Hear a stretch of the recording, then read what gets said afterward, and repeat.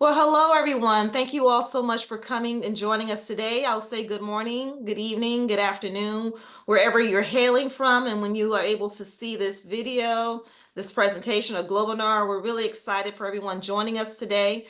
My name is Stefanie Austin. I am the Executive Director of Global Chamber Dallas-Fort Worth. We have a wonderful panel who will be presenting today and everything that's in store for you all. Feel free to make sure to drop your information in the chat area for those housekeeping things. Put your name, how we can contact you, and what you do. And then also we'll be allowing people to ask questions close to the end, or if you put it in the chat, then I can definitely ask those questions along the way. But we definitely would love for everyone to participate. So again, my name is Stefanie Austin. I am with Global Chamber, and I am going to share my screen. Here it goes, share. And I'm with Global Chamber, Dallas-Fort Worth. All right, there you go. And we have one of our advisory board members here, Jacob. I have to definitely recognize you, Jacob Dietz. He is well-rounded. He is participating in everything in Global Chamber. He's a true globie. We truly appreciate you so much. I want to share for those who may not be familiar with Global Chamber or may have had a high level what Global Chamber is. I just want to share a little bit about our mission. And so what we do, we accelerate relationships across borders within the US and across the pond, as we say. And so we do business everywhere. We connect people. We are definitely, from anywhere from entrepreneurs to Fortune 500 companies. And so we believe in engaging people, making sure we open up those doors of opportunities for people to connect. We do warm connections versus a cold connection when you're trying to reach out to people about a business and you don't know anyone. Well, the beauty about Global Chamber, we're in 525 metros, 195 countries, and we have all types of businesses and organizations that participates with Global Chamber. So that's just a high level. I'll save more to the end in regards to share more information about Global Chamber, but I just wanted to share that tidbit with you. So before we move on, I just want to make sure that if anyone who may have just joined recently, you can put your chat information or your contact information in the chat room. So as we proceed, I'm going to proceed and share with you all, introduce you our great speakers. And so our speakers for today, as I mentioned to you, we're going to talk about global hunger, local impact, the crisis of food insecurity among college students. And many people aren't aware that college students are facing hunger.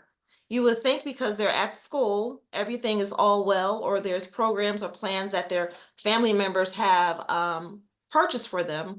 But our students, our children have challenges as well. So I'm going to first start out with introducing you to Stefanie Harris. Stefanie Harris is, sorry about that, my computer froze up on me. Stefanie Harris works at Dallas College. She's the Dean of Basic Needs and Student Care at Dallas College. I'm going to allow the speakers to provide more information as to who they are, but just imagine this is a huge feat and undertaking for Stefanie, and she'll share more about that. I'm going to introduce to you to our JD, Necole Turner. She's an attorney, and she's the co-founder of the Floyd-Turner Foundation, and she's also the deputy director, as Dana mentioned, of Global Chamber Atlanta. And I will also allow her some time and opportunity for her to share a little bit more about who she is. Our next person is Michael Walker. Michael Walker, he is the project coordinator, administrative coordinator at Austin Global Solutions. He has his bachelor's degree, and he's also on the advisory board for Global Chamber Dallas-Fort Worth. He's part of the Young Global Leaders for the Global Chamber Dallas. And I will be the moderator here for today. So without further ado, I'm going to stop sharing my screen. I'm going to bring our panelists forward. And there they go. And we're going to just start out. Stefanie, if you can start out just a little bit more of an introduction about yourself, Necole, and then Michael, and then we'll get started with this discussion. Sure, absolutely. Hello, everyone. Thank you guys for having me here. So as Stefanie said, I am also Stefanie. I'm the Dean of Basic Needs and Student Care here at Dallas College, which is a new department once we kind of merged from our DCCD days.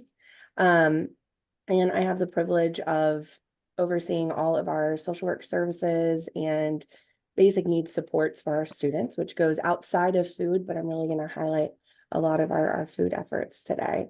Prior to joining higher education, I worked in homeless services, doing street outreach and housing for many years in Dallas. And I'm a social worker to my bones and all that I do. So yeah, really grateful to be here. Wonderful. Thank you, Stefanie. Thank you so much for sharing more information regarding yourself. Necole. Good afternoon, everyone. Thank you, Stefanie, for hosting this well-needed event. And good afternoon to my executive director from Atlanta, Ms. Dana Austin. So I am Necole Floyd-Turner from Alabama, so it definitely is Necole. I am the co-founder of the Floyd-Turner Foundation, in which we do have 3 initiatives. Our main initiative is food insecurity among college students.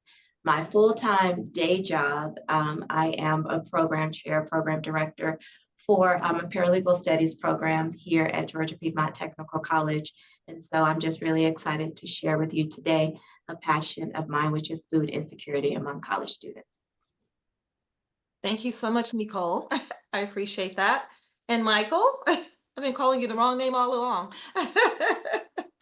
Michael. Yes, thank you for having me, Stephanie, and good day, everyone. My name is Michael Walker. As Stephanie mentioned, I'm with Austin Global Solutions. I'm an admin and project coordinator, and recently I've been part of Global Chamber Dallas-Fort Worth as a young global leader. So really excited to be here. And as a former student, I think this is going to be not only relatable, but it's a good discussion to have to see what we can do on improving the topic at hand. Well, thank you. Thank you so much to our panelists. Truly appreciate you all sharing a little bit about you all and also the passion and what you're doing. Stefanie, I will go ahead and pass it over to you in regards to discussing a little bit about Dallas College and what you're doing there and the impact that you're making in the DFW area. Yeah, absolutely. When I was thinking about what do I share, because I could probably take this whole hour talking about all of our efforts. And so I really just wanted to set some context kind of on who Dallas College is, where we've been, and what we're doing. Let me know is it sharing now? It's coming. Yes, we got it. Perfect. I knew I wouldn't let technology win today. Yes. Good. So for those of you who don't know, DCCD was Dallas County Community College District, and we've been around since the 50s as a district. And in 2020, we reorged into one college. And so all 7 independent colleges are now under one college called Dallas College. So it's the same campuses, just a whole different structure. And so in that, one of the charges that we had was to determine how are we going to address our students' health and well-being. And so we created, there we go. We created the Student Care Network, which essentially is our interdisciplinary response for student health and wellness. And they're very much rooted in it includes our health services, health promotions, counseling and psychological services, our care teams, which are our crisis teams, and then our basic needs efforts. And so as a modality, we really are rooted in holistic care. So we are rooted in the Maslow's hierarchy of needs, which means if your basic needs are not being met, how do you show up as your best self with able to intake all of the information and fully thrive, social determinants of health and dimensions of wellness. And so these are really rooted in all of the work that we do throughout student services and the baseline of all of our programming. So in that, obviously, as a higher ed institution, we have a huge research component. And so we said, okay, we're going to invest dollars, we're going to create basic needs, we're going to address student health and wellness, but what is it that our students are needing? And so based on multiple research studies that we've done over the last few years, what we found, the 5 highest areas that students need assistance, or the biggest themes were that we had 44% were reporting mental health. 53% of our students are housing insecure in some capacity. Housing insecurity, of the students we surveyed, 59%, almost 60% are housing insecure, housing unstable, financial security, and then the awareness of resources available. And so this data has really informed a lot of our decisions as we've grown and tried to support our students. So with that, what does that look like? So when we're kind of focusing in on basic needs, I want to share how large of a population we serve. We serve about 130,000 students a year throughout our various programs. We're a Hispanic serving institution, and with that, we're also located all over the region. And so we have campuses down almost in Lancaster, all the way up almost to Farmers Branch and everything in between. And so we have a very large scope of care. We have 7 primary campuses and 13 satellite campuses. We have a food pantry at every main campus, and we're recently began expanding to our satellites.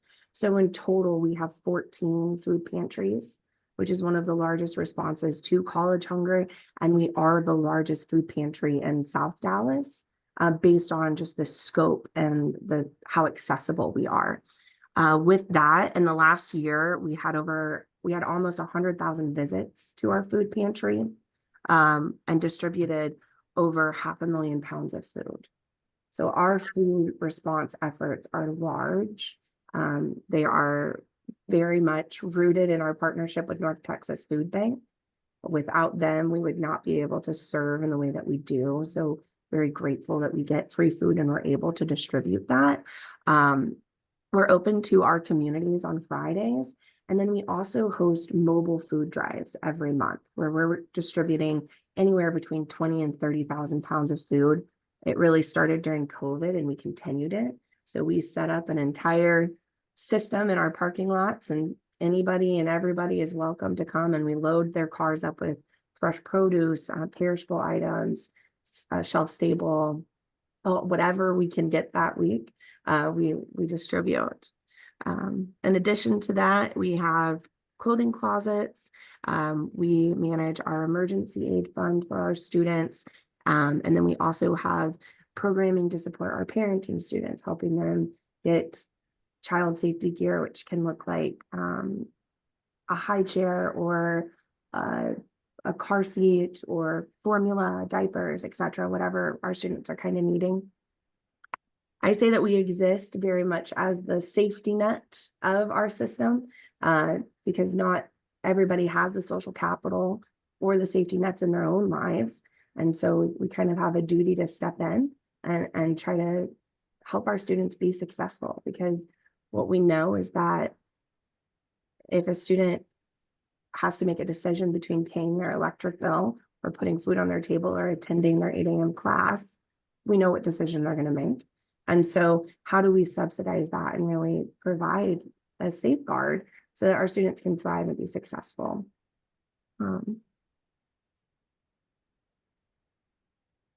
And then I think I sent you this one. That was kind of the biggest overview. It's super high level, and I could get really granular with a lot of things, but I feel like maybe we'll answer some questions. So there's a little taste of what Dallas College is doing. And then I don't. Thank you so much, Stefanie. I really appreciate that. And I think what I was going to do is probably take questions at the end, but I don't want to lose the momentum of maybe questions people may have at this very moment. So we'll take a few minutes for anyone, if you have a question regarding Dallas College or regarding the information. I know I have a lot of thoughts behind this, but I don't want to I would like for the audience to participate. So if anyone would like to raise their hand or put a question in the chat, I'll be more than happy to call upon you.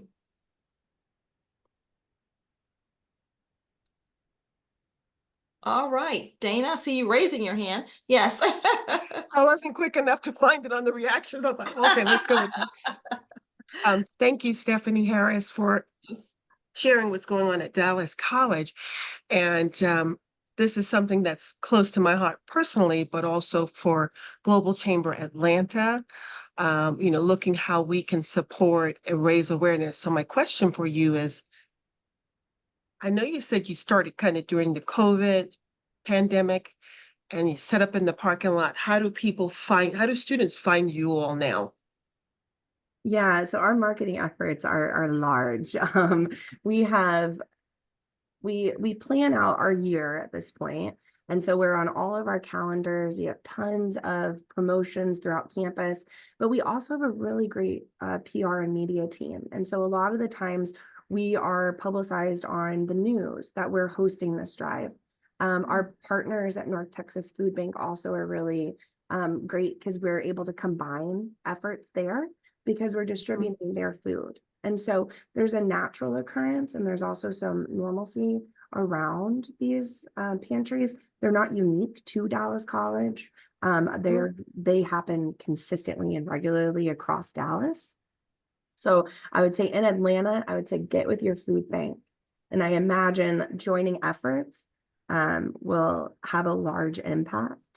I think in this type of work, I always say, your clients are my students and vice versa. We have the same agenda. So how do we align those so that we can combine our resources and serve effectively?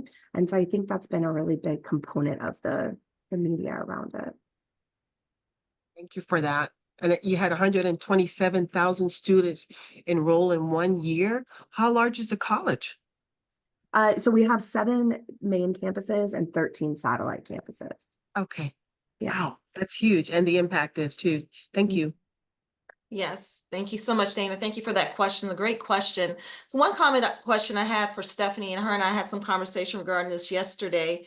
One is dear to my heart as well. And I think if Dana and I would, if we can talk about when we were going to college moons ago, but you remember family and friends would send care packages. And care packages were the things that we would do. And I recall there would be times that we would send care packages to my oldest daughter, whether it was me or my sister. And many times she's like, Mom, can you send extra? Can you send extra? Because my friends, their parents don't do those things. And as my youngest daughter, there's a gap there, 10 years. When I was going to her school and talking with her, I didn't realize she was having some food insecurity because I purchased the least expensive plan, that was fitting for the needs at the time. And then, she was like, I don't have any groceries. And I was like, I don't understand why. And then sometimes her friends didn't either. And so the reality hit me as a parent, like there's some food insecurity on campus that I was not aware of. So my question to you, Stefanie, and then Necole, you can answer as well, or Michael, in regards to dignity, right? When students go to a pantry, I mean, how do they, do they feel shame? How do you alleviate that shamefulness or make it easier for them to be able to get food without being embarrassed? I know that one of the things that in the food pantries that I have been very fortunate to be a part of is one of the important things is that when we're looking to stand up a food pantry on a local college campus is to make sure that the location of the pantry is in a discrete location. And so I know that the one that I've been involved with at Auburn University and the one that I will speak about getting the initiative off the ground here at Georgia Piedmont is those spaces that are tucked away. And so that students don't have or will feel an issue of shame when being able to access those food pantries. So location is key. Absolutely. Well, thank you. Thank you so much, Necole. And that's a great segue for us to pass the baton over to you. Thank you so much. Stefanie Harris, I know that I would like to connect with you after to definitely ask you some questions about the scope and scale of what you do at your college, because it is a large college. So thank you for that. So part of the work that I do is part of the Floyd-Turner Foundation, is to develop relationships with those stakeholders that are within the immediate community who also have hunger initiatives. And one of the partners that the Floyd-Turner Foundation has is Kroger Company. And Kroger Company is a large grocery store chain. And part of the reason why we decided to partner with them is that they had an initiative start a few years back called Zero Hunger, Zero Waste. And part of their initiative was to address food insecurity within those communities that are underserved and underrepresented. That is an overarching approach to what they do at Kroger Company. More locally, as part of the divisions, each division has an opportunity to provide a more microscopic view of what that initiative is. So Kroger Atlanta had an initiative to partner with colleges and universities to establish food pantries. And one of their great success stories is the food pantry at Kennesaw State University, which Marcy Sledge has a brilliant program there. So when we partnered with Kroger, because I have a very close relationship with the former community affairs manager of the Atlanta division, Mr. Felix Turner, he is my husband. He has been promoted to regional community affairs manager. And so part of that is that he manages the community affairs managers around the Southeastern region. So as we continue our partnership, one of the things that we did do as part of the foundation was to establish and stand up a food pantry at Auburn University, which is both of our alma maters in Auburn, Alabama. And the main reason for that is that when we found and having conversations with the stakeholders at the university, is part of the issue was, yes, you do have packages on just as far as college students being able to have the cafeteria services as part of the tuition. That was fantastic, great. Part of the issue is that when food services closed down during holiday times, and we did have a big demographic of students, of international students who did not have the ability to travel home for the holidays, how were their needs being addressed? And so one of the things that we talked about was growing their footprint in the area of the food pantry. And so that's exactly what we did. The Floyd-Turner Foundation partnered with Kroger Company to expand their food pantry program. And so not only that, but we could not partner with the food banks there in that particular area because of the population that it served and some of the information that food banks require in order to get services. And as we know, there are a lot of undocumented individuals that would need service, that they're able to go to university. But however, when it comes to those different types of services at the local food banks, that they weren't able to get those services. And so what I'm trying to do here at Georgia Piedmont Technical College is we have two campuses, two full site campuses. We do have some other satellite campuses here in DeKalb County, which is a city called Clarkston. Clarkston, if you don't know anything about Clarkston, Georgia, there is the most diverse square mile in the United States, where we have over 124 languages that are spoken and ethnicities that are represented. So a lot of our student population are food insecure. We do have underserved and upper and underrepresented student populations. And so we do partner with Kroger Company in order to establish a food pantry here. So one of the questions that we had was sustainability and affordable food access here in our students. So what we have taken the model, and I'm going to share a video of one of the success stories of the same type program that was established at a college in Memphis, Tennessee, that served a similar type of demographic in which we're trying to establish here at Georgia Piedmont. So you can see the power of collaborative effort, that if you could find a stakeholder who has a similar vision and partner with other grassroots organizations to target those colleges or those high schools, in which we could talk about a backpack program at a later time in order to stand up food pantries. So let me see if there's one thing that I can do to share this particular video. If you can share the sound, that would be great. Okay. And you can let me know if you do hear it. All right, in 3, 2, Yes, 1. here. Today is a day of excitement as we focus on our students' well-being by providing them with a great resource that satisfies the soul.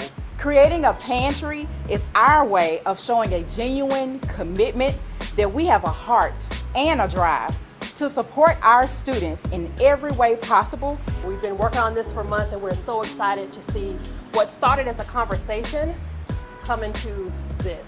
I am a proud Saluki today, and this event just shows, it proves why Southwest is a wonderful institution. As SGA president, I can say on behalf of students that this food pantry, it will certainly address a need. You know, just some numbers, 43% of college students that are food insecure, they don't graduate. So this is something that the college needed. And so aligning with our purpose to feed the human spirit, this is just one small step in the right direction to help eliminate hunger across the country. We just look forward to growing and building this partnership towards excellence moving forward, and this is just the beginning.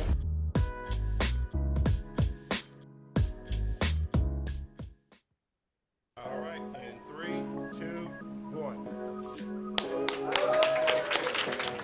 Today is a day of excitement as we focus on our students' well-being by providing them with a great resource that satisfies the soul.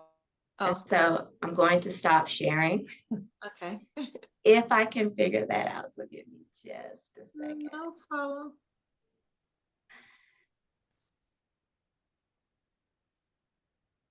That was a great video. Thank you so much for sharing that, Nicole. Thank you so much.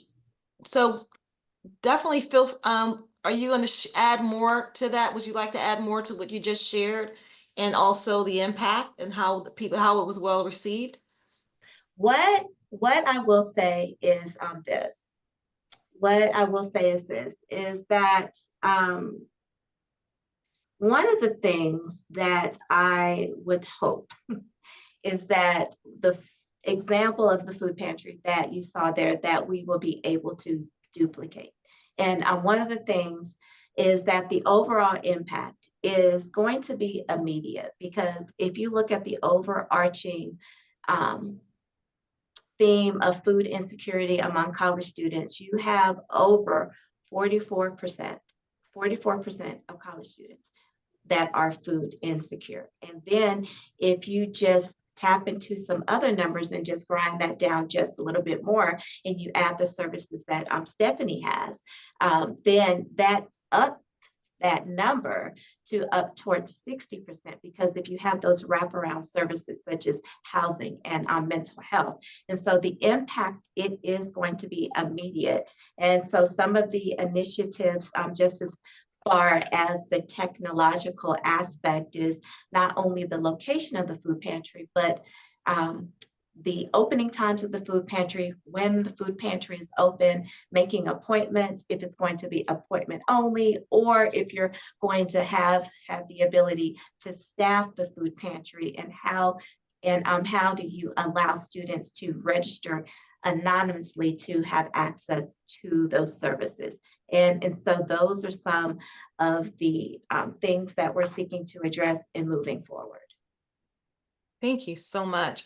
I had a quick question in regards to the relationship with Kroger, and then Stefanie, the relationship with North Texas, Dallas, food bank. I've helped out with North Texas Dallas Food Bank, collecting boxes within our organization to get food. My question is, are you all not seeing other grocery stores participating in helping with this issue? You know, like we have HEB here, we have Walmart, we have all these other Publix. Are they helping out and taking this on as well and partnering? Absolutely. There's entire retail chains. There's fast food restaurants. There's a lot of support around it. Sometimes it's the logistics. And so I can speak to one of the, and I imagine that you've experienced this with your work with institutions as well. You know, our primary focus is education. And Yeah. so finding the space for a pantry is amazing, but then there's a whole lot of logistics that go into running a pantry, and that's deliveries, it's food regulations, it's safety and security. And so all of those components may prevent the expansion to retailers, but it doesn't mean that they're not participating. There are institutions and pantries outside of colleges that they actually will adopt. And so like Kroger is a really big one, Albertsons, HEB, Walmart, Sam's, Trader Joe's, and they donate items, but they'll also come in and co-brand it. So it really just depends on what the institution's able to support. But they absolutely there's huge efforts in that space. Thank you. Thank you. I wanted to piggyback a little bit on something that Necole said, and also you said also, Stefanie, in regards to there's a huge population of people who may be undocumented or international. And that's my segue to Michael. Michael Walker. I could see that His name, coming. you saw it coming, Michael Wesley Walker. I did. Michael's in Zimbabwe, Africa, and he's a graduate as well, college student. So, Michael, I would like for you to chime in a little bit to share your thoughts or experience in regards to global hunger with college students. Okay, well, first of all, thank you, Stefanie, for just giving me the spotlight. And I think just that international aspect works both ways for me, because on the local side, I have friends that attend the local university. So some of the challenges that have been echoed by Necole and Stefanie, I can attest to them because I've seen my friends have to have subsidized meals in the cafeteria and the canteen at schools. I've seen them have to go protest because they don't actually have enough food accessible to them, whether it's in food banks, food pantries, and that's something that really affects their ability to on within their career. Because as we mentioned, that there's a lot of basic needs that have to be met, and food security is one of them that is pretty high on the Maslow needs hierarchy. So what you see is that for the people that don't have access to uh, proper nutritional food within the colleges, they protest their grades, they're flunking. So another thing that adds to the suicide rates is also their performance in school. And not only that, just the hardship that comes with being in an economy that is not stable. So having to, let's say, rely on a family, knowing that you're not able to get the funds uh, to get the groceries, to get the food that you need, is something that weighs heavily on you. And then that compounds into the mental health aspect again.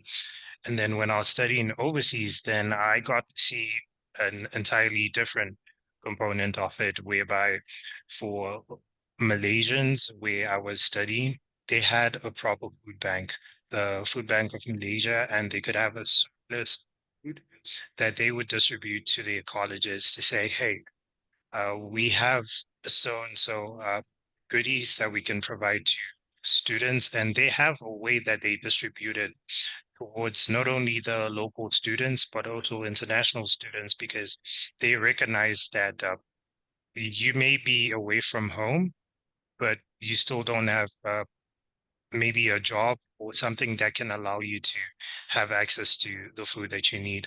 So I think food scarcity in general, whether it be in college, just outside of college, it's something that has always been an issue on a global scale. But then one thing that we've done locally in Zimbabwe to combat that is in the universities, there's a lot of programs that we encourage people to do farming, to say, okay, we don't necessarily have goods or outlets that are selling the food stuff. So why not actually farm it? Let's grow crops. Let's see what we can do. If we can have a project that is dedicated to that, that is serving the population within the school, then that negates having to protest and again seek out external help. But it's a way of just countering that. And another thing is just, again, having those donors and doing food drives where you're not only collecting food, but then you're distributing it to maybe partnering with other universities and colleges where you know that this is an issue that is not just unique to one specific university or college. It's going to be in different places. So partnering up again, making sure that whenever you have surplus, you're communicating and then you keep those contacts because that's the only way that we can combat this. It's not going to be on an individual basis or on a secluded basis. You have to collaborate, like Dr. Necole said. And I think using technology, that's an aspect that Stefanie had mentioned. And that goes within anonymity as well, because Stefanie, you talked about dignity. A lot of the stigma that comes from the food banks is, well, my friends are going to see me in a certain light because we all have social circles when we're at college or in universities, and we're worried about how we're going to be portrayed based on our status, be it financial, be it the food that we're eating. You know, we see even memes online of people that, hey, you eat the same food 2, 3 days in a row. People ask you, are you okay? But this is a real issue that is happening. So it's just a matter of maybe increasing anonymity and people signing up online, utilizing technology to stay uh, anonymous while still receiving the food. So from the food banks, it's how it's delivered, even the packaging may be done in a more discreet way that people wouldn't necessarily know that this is a food aid that is coming to you. They wouldn't know that. They would just think, oh, okay, it's just a parcel that is coming through. But those are just my 2 thoughts, and like to bring it back to you. Well, hey, those are some great thoughts. Some conversation we had the other day, I mentioned that it would be great if we can partner with Uber Eats or DoorDash and that they will pick up these foods and deliver it to those students to their door. So they can Right. contribute that way by partnering with, Dallas College or the Floyd-Turner, organization and saying, for those students who may not, I wouldn't say we want to use it 100%, but for those who may have a real difficult time to saying, I just cannot.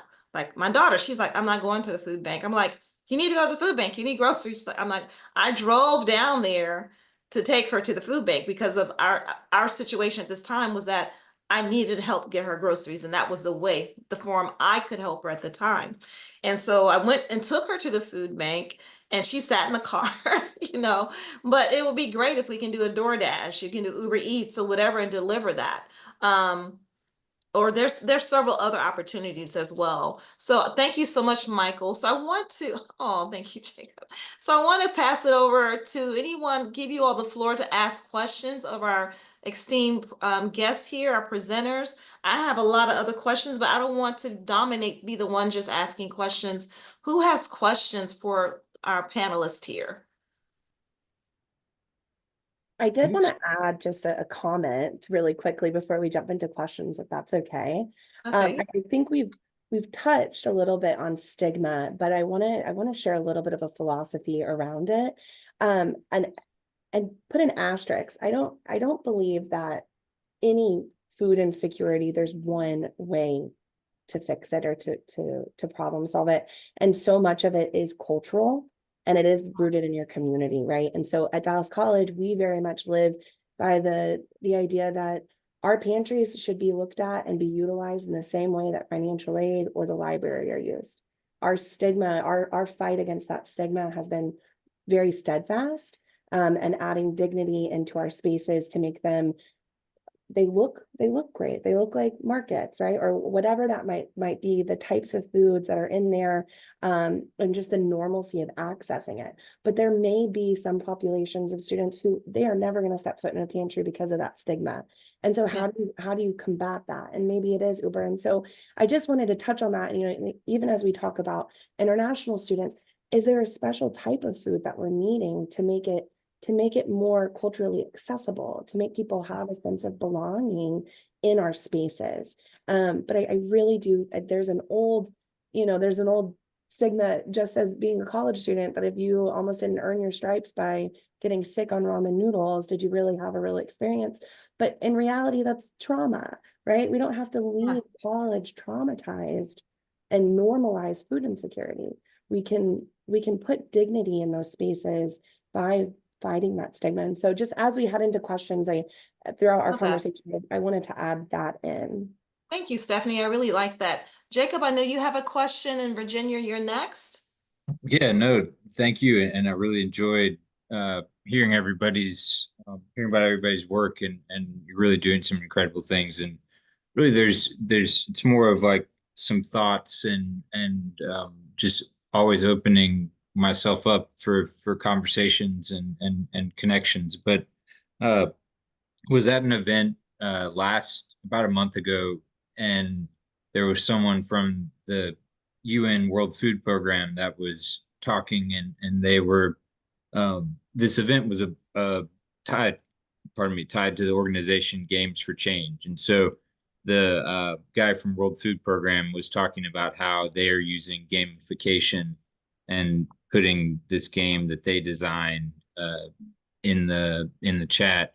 But you know, that's something that, you know, a lot of people are starting to look at, and how we can bring in gamification. So how can you destigmatize gamification in games? But at the Global Mental Health Task Force that I'm now supporting, that's, you know, one of the things we're looking at, because as y'all were saying, you know, if you're looking at your basic needs, you know, if proper nutrition, mental health, if you if you don't have those elements, how can you expect growth, especially at the most important level in schools? And so I think looking at how any ways you can bring gamification into the mix, and connecting with the younger generations, that I think also how you can bring, like,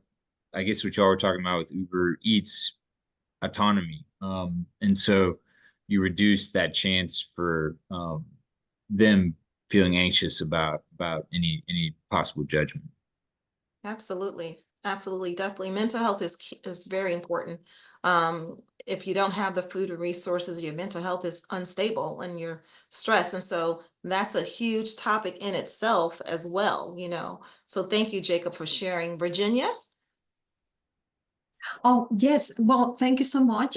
Thank you to all the panelists, and thank you for their insights. Definitely is very interesting to know that how we definitely how much we are doing for our students in different ways. So I work also for Dallas College, but I work in a very different department than Stefanie. So I basically in the department I work for is to engage with employers to find talent among our students in Dallas College. So for me, I think that definitely something that we are doing internally in Dallas College is to coordinate all these efforts of these students that they come to us with the basic needs, but also for me to create the pathway for economic mobility. I think this is key, because obviously if you have food security and you don't have that anxiety at home, you're going to continue studying, and you are going to be able to develop your skills and feel more relaxed, and obviously your psychological health is going to be a little less dramatic, let's say.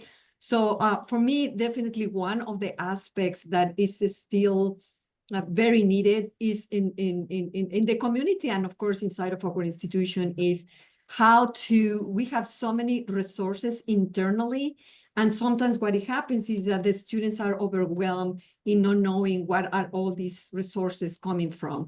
And I think that for me, one of the roles I have is to bring, for instance, employers to talk about career exploration, about career opportunities. And I think that that is, for me, that is the key. When the student comes to us and enroll for the first time, is okay, what Dallas College is gonna give me, which skills I'm gonna learn, what programs I'm gonna be developing in a way where if I wanna apply for a job differently than working for, the street in the corner of my house, but I know that I can be prepared to work for another type of company. So I think that this is a community effort, than also to put all these resources and to tell the students, we are here to support you, not only with these type of issues that they are obviously very, very important, but at the same time is saying, okay, how can I see my future? Because the problem sometimes, I think that the reason when many students drop out,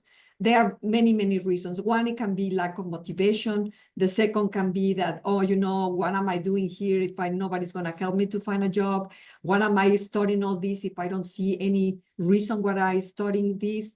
So I think that mainly the COVID generation, I think I see that the employers, when they talk to us, they are facing a lot of challenges to recruit talent. They are saying, these students are not really putting attention. They like to move from one job to the next.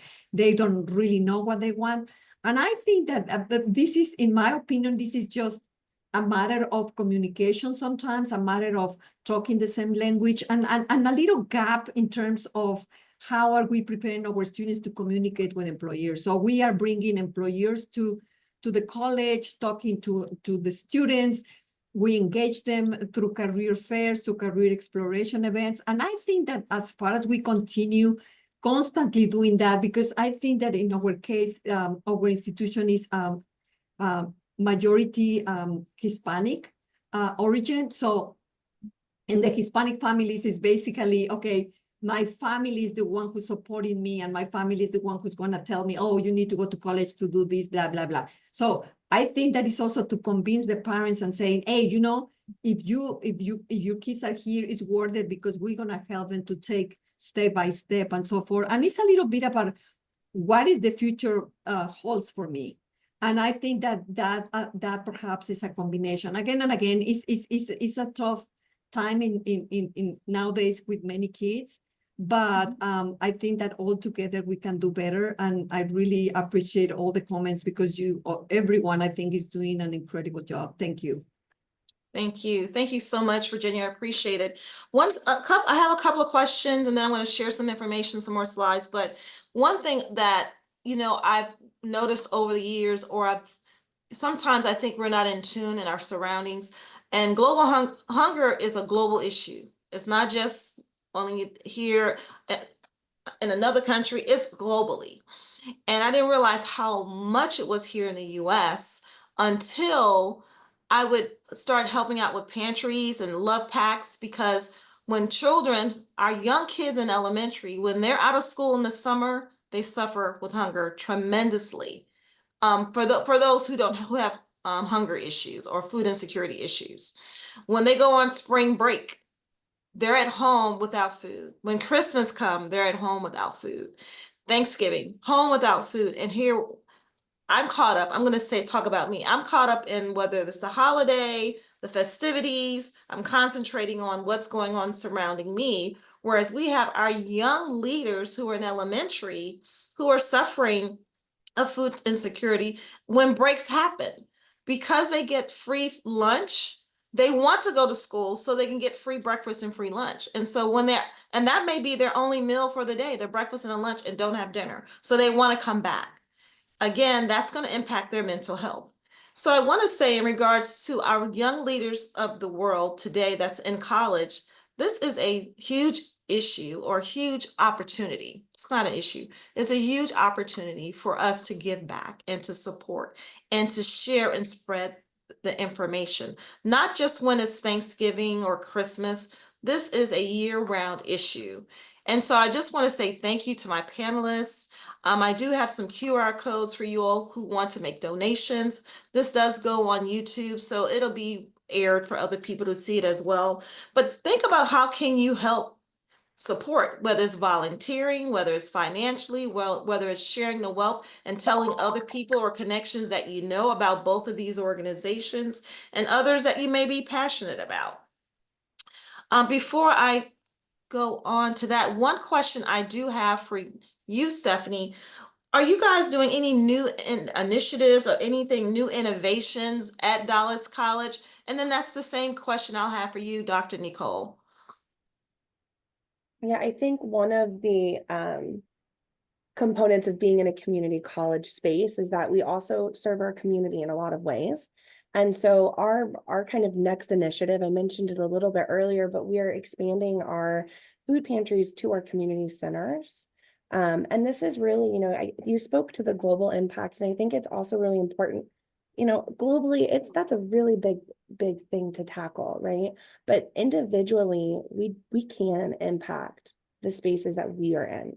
And so learn what's going on in your communities. Dallas is third in the nation of hungriest cities. 1 in 6 adults and 1 in 4 children go hungry every single night.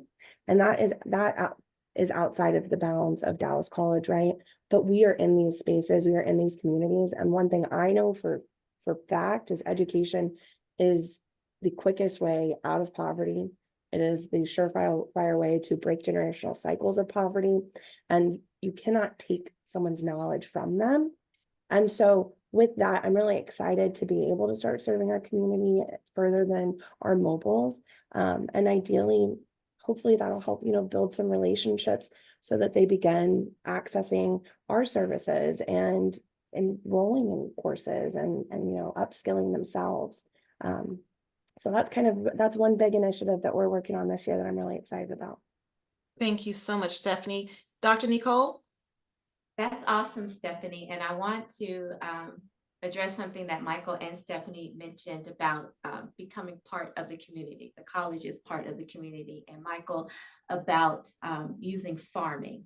And so one of the innovations that we have here in standing up the food pantry at GBTC is campus collaborations, these pop-up markets that we have once a month, that we have a local vendor that will come in supplying cultural appropriate foods and fresh fruits and vegetables. And we have partnered with them to supply them either free or at a very low cost to those individuals so that this is an inclusive, safe area.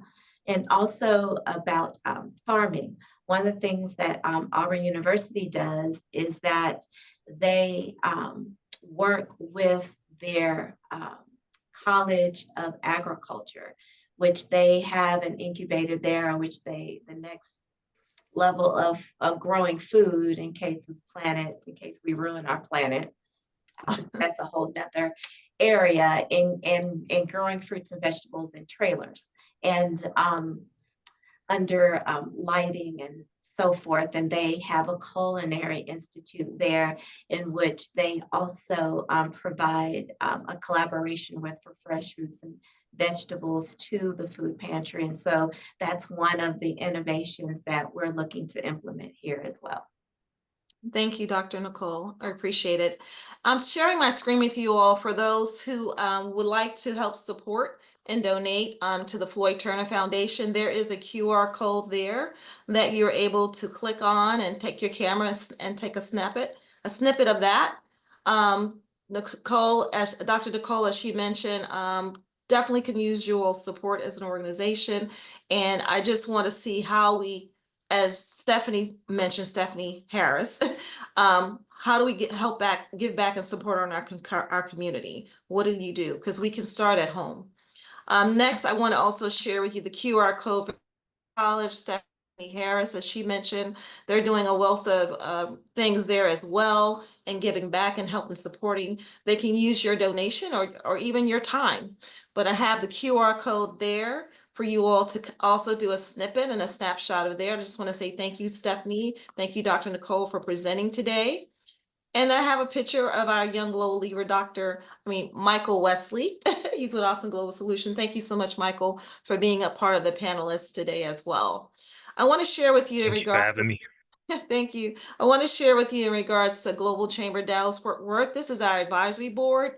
As I mentioned to you all earlier, my name is Stefanie Austin. I'm the executive director. Our board chair is Dr. Anthony Piccolo. You see Jacob Dietz there. He's part of our advisory board as well. Nelson Alvarado, Jennifer Thornton. And we also have Dede. He's on today as well. He's one of our advisory board members. Jessica Cheek Thompson, Jeff Pappas, Prosper Jetty, and Michael Wesley Walker. As he mentioned, he's part of the Young Global Leader.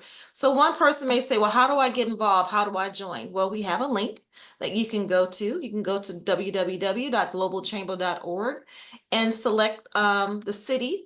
Into the metro area as Dallas. We cover Dallas and Dallas-Fort Worth. That's how you can become a member here of our chapter. If you're in another city or state and you want to participate and join, whether you're in Atlanta, whether you're in Houston, whether you're in New York, you can just select that city and definitely join, become a member there.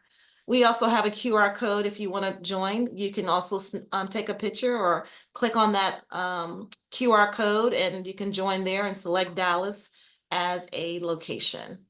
Our discussion, we had that discussion. I think I have, let me stop sharing. Well, no, I won't share. I think there were some questions in the chat. Did I miss I want to make sure I didn't overlook anyone. Okay. Oh, thank you. Very insightful. Dallas College has an institutional membership. Oh, so there was a question. Dallas College has an institutional membership, correct? Someone's asking me that. I think she's. Oh, you're asking me. Yes, you do. Okay, yes. Okay. Does Dallas? Yes, Dallas does. Yes, absolutely. Here we have some meetings that are coming up this week. We do have our virtual Thanksgiving around the world. That's on November 27th. We have our Global Women Online Networking event. That's on November 27th as well. And we have our virtual League of Extraordinaires. That's on November 29th. You can always go to the globalchamber.org event page and see what events that are coming up. If you have any questions regarding Global Chamber, you definitely can reach out to me, Stefanie Austin, and my information, I had it there inside of the chat. Are there any other questions? We're coming up to the last minute. I don't see Doug or anyone else there. Jacob, did you want to maybe say something for Global Chamber? Yeah. I mean, well, this was a great chat, and I feel like I learned a lot. I'm very glad that I came. But next Friday, this is an event that I've been moderating this year, and but it's one of my favorites. It's the League of Global Nonprofits, and that's next Friday. We're sort of going to have a wrap up of the year, and then looking forward to next year. Broadening sort of impact in general, not just focusing on nonprofits, but just bringing social enterprises into the mix. But hope to see any and all next Friday. Thank you. What time is that next Friday, Jacob? It's before noon Eastern. I'm Okay. looking at. I'm putting the link in the chat right now. Okay, I'll let you do that. And Stefanie, there's a question there for you. A person had a question. What's the difference between food security and food safety? I was typing in the chat, but I will answer here. So okay. Food security would be students' access or people's access to food. And then food safety would be how you're storing the food, how the food's being delivered, the quality of the food, is it in or out of date, those types of responses. Thank you so much.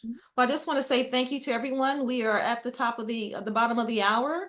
I want to give a special thank you to Stefanie Harris from Dallas College. Thank you so much for being a presenter. Dr. Necole Floyd-Turner with the Floyd-Turner Foundation. Thank you so much. Michael Walker, thank you so much for joining us with Awesome Global Solution, for sharing your perspective from a student perspective, and also your colleagues as students as well. Thank you so much. And thank you everyone for participating today. This was a great discussion, and you will continue hearing about food insecurities. In college, you'll hear about it from elementary, you'll hear about it, people who are unhoused members. You will continue hearing about this. It's ongoing. We will continue beating this drum. How you can give back is by helping out in your own community and supporting. Thank you so much for your time. Thank you, Have a good Stephanie, for day. your Bye, everyone. leadership. Bye-bye. Thank you all.